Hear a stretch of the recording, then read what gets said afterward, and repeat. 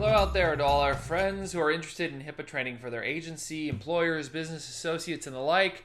My name is Jason. I want to welcome you to Total HIPAA Compliance's new blog. So I'm going to take a few moments to go over what we can offer you and your agency.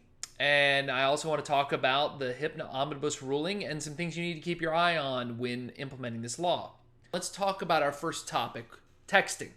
I text every day. I send all kinds of pictures to my friends and family and to my coworkers.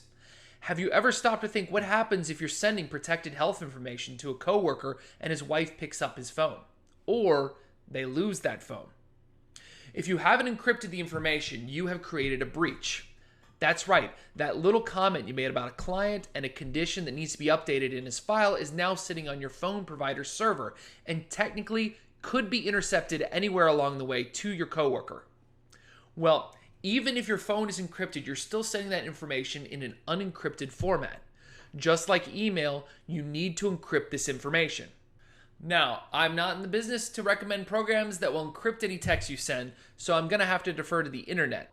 Lifehacker recently had a review on one such system. There are a bunch of different options out there on how to encrypt your texts, some free, some less than. Encryption is the name of the game. Does it sound like overkill? Well, when you look at the penalties that HHS and OCR are levying, I would say text encryption is totally worth it. Let's see, spend a few dollars a year or pay thousands of dollars in fines that could be levied and lose your client's trust. Seems like a no-brainer to me. So we'll see you next week. We're going to be talking about risk analysis versus a risk assessment. At the end of every video blog, I will attempt to answer your questions about HIPAA. Let me say, I am not a lawyer, but I will send your questions to a lawyer.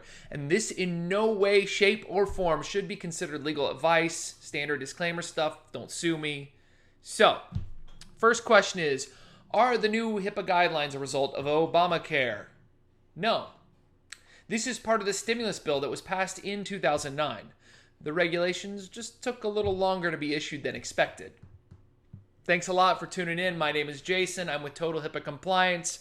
We'll see you again next week when we talk about risk analysis versus risk assessment. Have a great weekend.